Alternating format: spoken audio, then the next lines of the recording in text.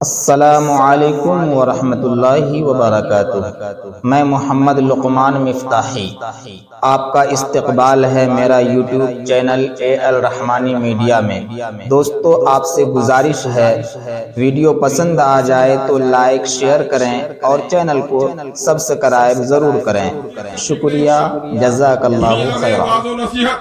रसूलुल्लाह से बेहतर पाकीज़ा अल्फाज किसी को मुयस्सर नहीं थे, लेकिन उस नबी रहमत को समाज की इस्लाह करने के लिए जंग लड़नी पड़ी। दंदान शहीद हुए, चचा शहीद हुए, बेटियों का रिश्ता टूटा।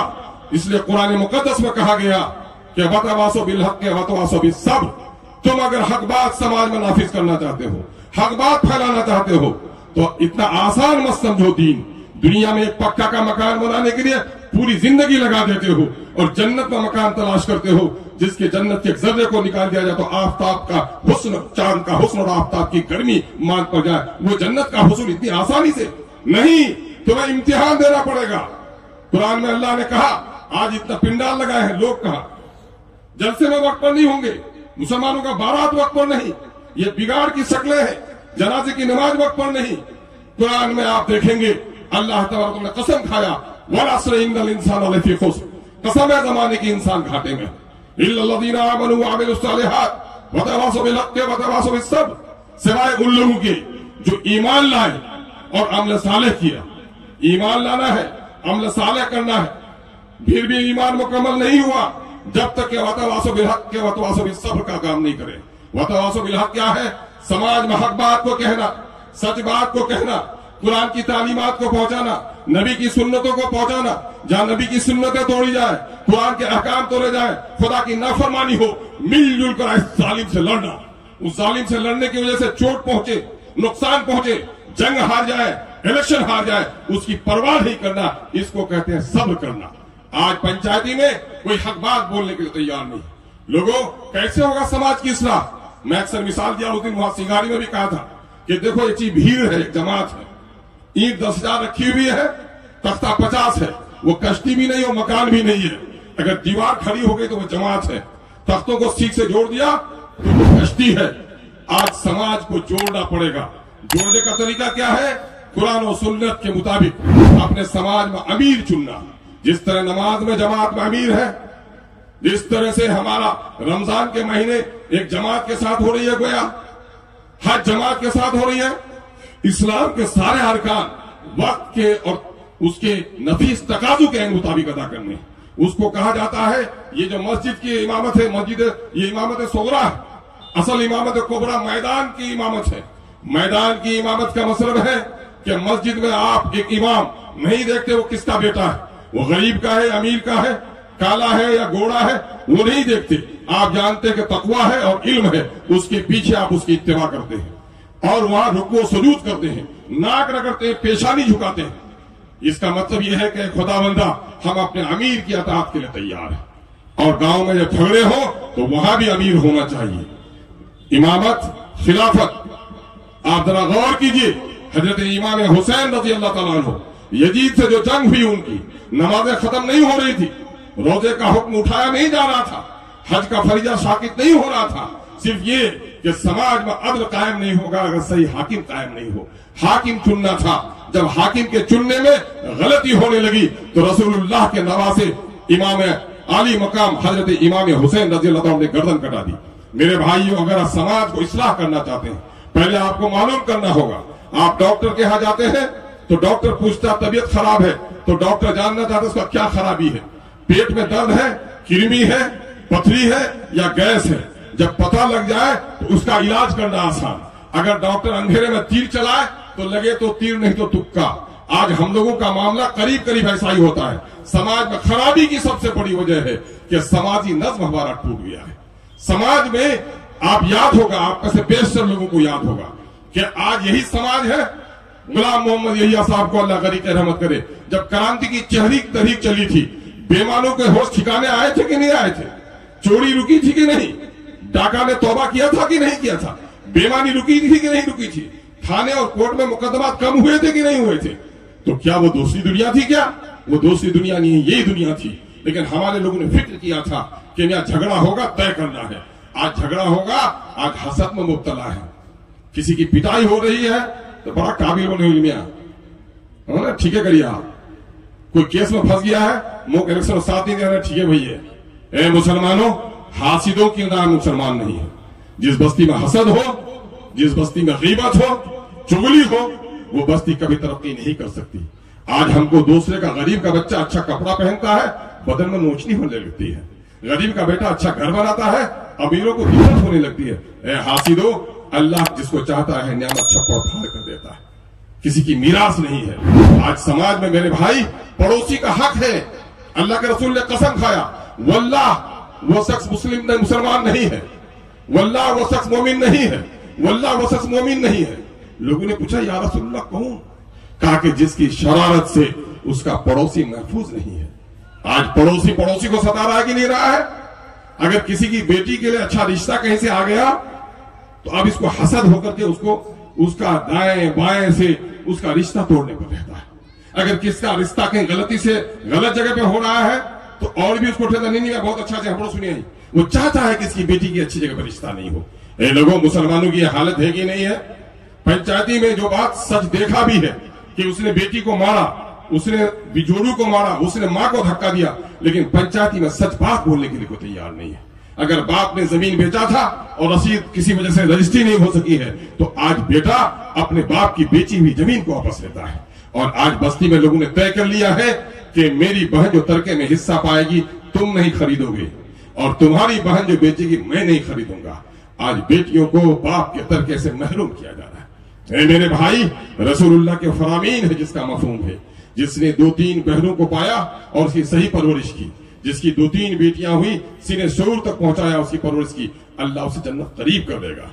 कहा है अपने बाप का एहतराम करो, बुढ़ापे में झिड़को मत। एक शख्स आया रसूलुल्लाह के पास, कहा है रसूलुल्लाह मैं बहुत मेहनत से कमाता हूं, लेकिन मेरा बाप जब चाहता है मेरी दौलत को खर्च कर देता है। रसूलुल्लाह ने उसके बाप को बुलाया, क्या है जी, तुम्हारे बेटे की शिकायत है?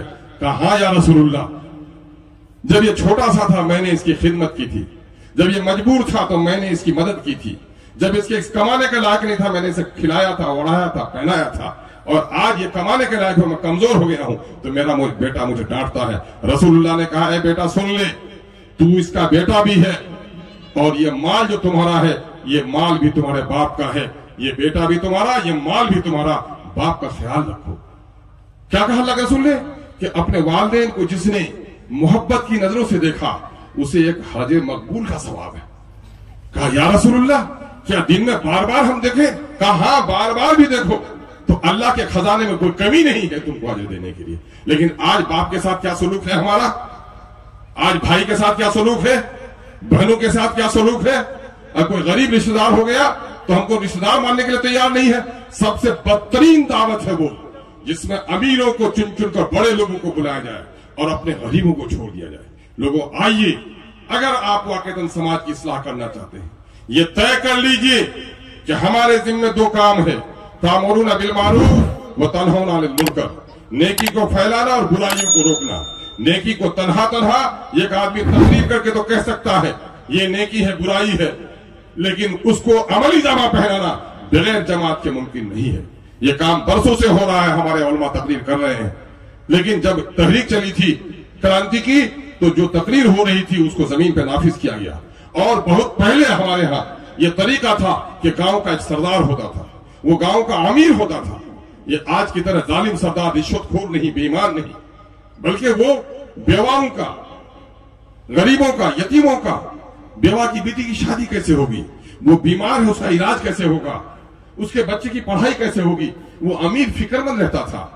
और आज उसी अमीर को चुनिए। आज 8 खानदान 10 खानदान पर मजबूरी है तो 10 आदमी को लीजिए, उसमें से एक आदमी को अमीर बनाइए। और अमीर का क्या है? अमीर की अता तो वाजिब है। अगर वजू करना फर्ज है तो नमाज से पहले पानी ढूंढिएगा ना, पानी का इंतजाम कीजिएगा ना। पाक जगह जरूरी है तो पाक जगह तलाश कीजिएगा ना। भूख लगी है तो आप रोटी तलाश कीजिएगा। अगर अमीर की अता जरूरी है तो अमीर को भी तलाश करना पड़ेगा। ये कौन कहता है? ये कोई सूफी साहब, हाजी साहब का जुमला नहीं है, ये रब्बे कायनात का जुमला है। अतिउल्लाह व अतिउ रसूल व उलिल अम्र मिनकुम फइन तनाज़अतुम फी शैइन फरुद्दूहु इलल्लाहि व रसूल। क्या है? तुमको मैंने बनाया है, फरिश्तों को मैंने नफ्स नहीं दिया है। इब्लीस सरापा गुनाहगार, फरिश्ते सरापा इबादत गुजार, लेकिन इंसान तुमको मैंने इख्तियार दे दिया है। तुम चाहो तो फरिश्तों से भी ऊपर मकाम बना लो, तुम चाहो तो इब्लीस के लाइन के साथ चले जाओ। तुम अगर समाज को अच्छा बनाना चाहते हो तो देखो मैंने तुम पर हुक्म नाफिज किया है, तुम अल्लाह की इताअत करो, अल्लाह के रसूल की, और उसकी जब तुम्हारा अमीर हो। किस तनाजुर में ये बात कही जा रही, किस हालात में कही जा रही? जब तुम्हारे दरमियान में कोई झगड़ा पैदा हो, जब तुम्हारे दरमियान में कोई निज़ा पैदा हो, तो तुम रुजू करो अल्लाह और अल्लाह के रसूल की तरफ। आज जो समाज बिगड़ रहा है वो हमारे नफ्स का बिगाड़, बड़े लोगों की पैरवी का बिगाड़, और समाज में संगठित समाज नहीं होने की वजह से बिगाड़। मेरे भाइयों, यही मुल्क हिंदुस्तान है कि यहाँ का गैर मुस्लिम बच्चा बीमार पड़ता था तो मस्जिद के दरवाजे पर मां लेकर आती थी कि मौलाना जी जरा फूंक देंगे तो मेरा बच्चा अच्छा हो जाएगा। बच्चे को सामान खरीदने भेजती थी तो माँ कहती थी मुल्ला जी के मकान दुकान से लेना, मुल्ला जी नकली सामान नहीं बेचता। यही गुजरात का इलाका है जहां से गर्दनों को काटने की तहरीक चलाई मोदी ने। वही गुजरात है कि अरब के मुसलमान वहां आए, अरब के मुसलमान सौदा बेच रहे हैं, कोई खरीद रहा है छुहारा देख के बड़ा बड़ा, तो हाथ नीचे घुसाता है, सुनो सुनो ये बड़ा नहीं, नीचे छुहारा छोटा है, ये भी देख लो जरा सा। लोग टकटकी बांध कर देखते हैं कि रे हमारे यहाँ का कारोबारी तो धोखा देता है, ये कौन आदमी अपने सामान का ऐप बता रहा है। कारोबार इन लोगों का चलने लगा। वहां के राजा ने बुलाया कि रे कौन हो तुम लोग जी, तुम लोग के बारे में बड़ी तारीफ सुनते हैं कि तुम लोग अपने सामान का ऐप भी बताते हो, किसी को ठगते नहीं हो, बच्चा हो या बूढ़ा सबके साथ एक साथ सलूक करते हो। कहा कि हम लोग मुसलमान हैं, अरब से आए हैं। कहा कि इस सच्चा इतना ताजिर हो तुम लोग? कहा कि मेरे यहाँ एक रसूल आया है जो हमको सिखाया है कि किसी को धोखा देना दुरुस्त नहीं है, हम अपने रसूल की पैरवी करते हैं। कहा तुम लोग 5 बार दंड बैठक भी करते हो? कहा दंड बैठक हम नहीं करते हैं, हम खुदा की इबादत करते हैं। कहा अपने वहां भी करते हो इसी तरह? कहा हाँ करते हैं, लेकिन हमारे यहाँ मस्जिद होती है, एक जगह होती है जहां हम जमा होकर करते हैं। आप मुसलमानों कुर्बान जाओ, मुसलमानों के किरदार की पुख्तगी ने उस गैर मुस्लिम राजा को मजबूर किया कि उसने मुसलमानों के लिए मस्जिद बना दी, और आज वही हिंदुस्तान है जहां मुसलमानों की मस्जिदें तोड़ी जा रही है। आज खबर बनाइए, आज एक फैसला आया, सुना होगा आप लोगों ने कि सन 1991 में एक कानून पास हुआ था कि प्लेसेस ऑफ वर्शिप एक्ट, उसमें यह फैसला लिया गया था कि सन 1947 के 15 अगस्त में जो इबादत खाने जैसे के हैं वैसे रहेंगे। और आज जो हर मस्जिद की खुदाई हो रही थी उस पर गोया रोक लगाया है। ये अदालत ने अच्छा फैसला किया। लेकिन मुसलमानों सुन लो, खुदा के घर को आबाद करने के लिए कोई अदालत के फैसले से आबाद नहीं हो सकता। खुदा का घर जहां मुसलमानों की इस्लाह का काम होगा, ये कहां होगा? ये चौपाल में नहीं होगा, ये चंडू खाने में नहीं होगा। ये जो बड़ा काम आपको करना है, इस बड़े काम के लिए मैं अक्सर कहता हूं मिट्टी का ढेला लो, तोड़ दो, वो रात धूल बनकर उड़ जाएगा। एक मिट्टी का ढेला लो, पानी में गिरा दो, सड़ जाए। लेकिन उसी मिट्टी को गोंद कर अगर ईंट बना लो, जला लो, तो क्या वो धूल बनकर उड़ेगी? नहीं। क्या पानी में सड़ेगी वो ईंट? नहीं। तो मुसलमानों, ये जो दुनिया में बड़ा काम करना है, इस काम को करने के लिए मस्जिद हमारा मरकज है, और मस्जिद में हमारी हाजिरी होनी चाहिए। मस्जिद अदालत के फैसले से नहीं, मस्जिदों की हिफाजत मुसलमानों की पेशानियों से होगी। मस्जिद का हुस्न यहाँ कीमती मुसल्लों से नहीं, संगमरमर के पत्थरों से नहीं, मस्जिद का हुस्न अगर खुदा के सामने में है तो मुसलमानों की, मोमिनों की पेशानी से आबाद होनी चाहिए। आज 10 साल का बच्चा हो जाए, बिस्तर अलग कर दो और सख्ती से नमाज पढ़ाओ। आज बाप नमाज पढ़ने जा रहा है, 35 साल का बेटा भाई नमाज पढ़ने के लिए नहीं जा रहा है। कौन सी नमाज है ये? कौन सी नमाज है ये? बेटी बेनमाजी, बेटी के बदले में पूरे कपड़े नहीं, बेटी को तुमने मोबाइल दे दिया। एक बंद कमरे में किसी लड़के के साथ एक लड़की को बंद कर देना शायद कम जुर्म होगा कि वो मोबाइल में गैर महरम से बात करे। शरीयत में हुक्म है कि जब तुम्हारी औरतें गैर महरम से बात करें तो आवाज में लोच नहीं हो, नरमी नहीं हो, आवाज में करफ्ट हो, ताकि किसी के दिल में बैठा हुआ शैतान को कोई उम्मीद नहीं हो। लेकिन आज हमारे यहां बारात जा रही है बेटियां, शर्म नहीं आती नौजवानों? तुम्हारी बहन दूसरे के बाजू में बैठ के बारात जा रही है, शर्म नहीं आती? वो लफंगा कहाँ का आया है, मुंह में गुटका है, कान में बाली है, और तुम्हारी बहनों को वो खाना खिला रहा है और वहीं पर उसका फोटो भी ले रहा है। शर्म नहीं आती हमको कि कल तक तवाफ पे सज धज के रहती थी कोठे पर, आज दुल्हन को सजा देते हो और सभी आके उसका फोटो लेते हो? ये बेशर्मी है। आज जो कुछ भी हो रहा है, ये जुल्म जो हो रहा है हम पर, ये जो हम पर हर तरफ से कत्ल गारतगिरी हो रही है, इसकी वजह यह है कि हमने खुदा और खुदा के रसूल की शरीयत को हमने बहुत छोड़ दिया है। आइए हम और आप आहद करें कि हम सिर्फ जलसा सुनेंगे नहीं बल्कि जलसे पर अमल करेंगे।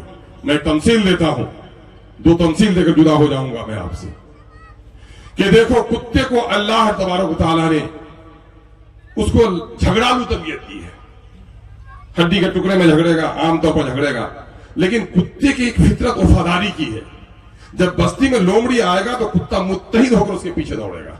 ऐसा होता है कि नहीं होता है मियां?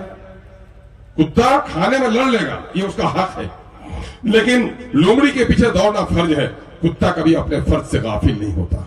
मेरे भाइयों, मोमिन का फर्ज है कि समाज में जब बुराई को देखे तो बुराई में मुत्तहिद होकर उसकी मुखालिफत करे। अल्लाह के रसूल की हदीस है कि अल्लाह तबारक तआला ने, हदीस जिब्रील है ये, कि अल्लाह तबारक तआला ने जिब्रील अमीन को कहा, जिब्रील अमीन जाओ उस गांव को उलट दो।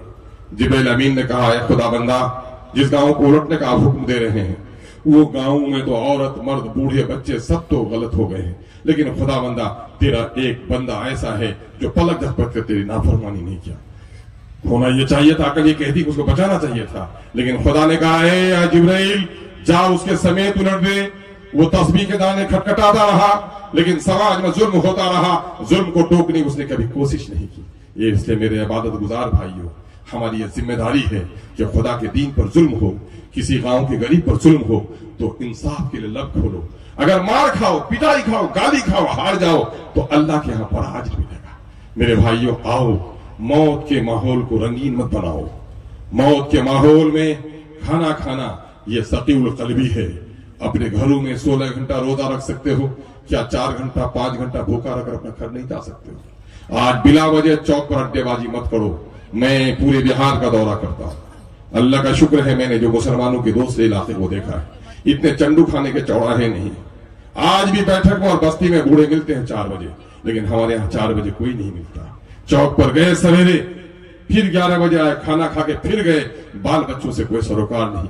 ये बच्चे जो औलादे हैं ये अल्लाह की नियामत है, इन नियामतों को की कद्र करो। अगर ये बिगड़ गए तो तुम में का हर कोई चढ़वाहा है। अल्लाह के रसूल ने कहा हदीस में, तुमसे तुम्हारे माल के बारे में पूछा जाएगा। बच्चे अगर बिगड़ जाएंगे तो बाप की भी कोशिश होगी।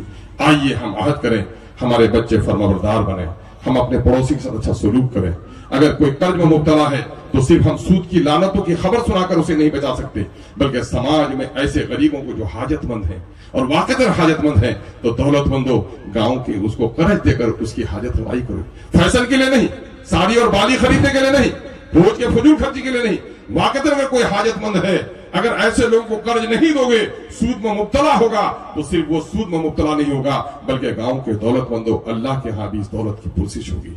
आइए अल्लाह तबारक तआला हमें जलसा करने वाला भी और जलसे के जो पैगाम हो उस पर अमल करने वाला, मस्जिदों को बनाने वाला और मस्जिदों को आबाद करने वाला और कहने से ज्यादा अल्लाह तबारक तआला अमल की तौफीक करने वाला हमें बना दे। व आखिरु दावाना अल्हम्दुलिल्लाहि रब्बिल आलमीन। माशाअल्लाह माशाअल्लाह। ये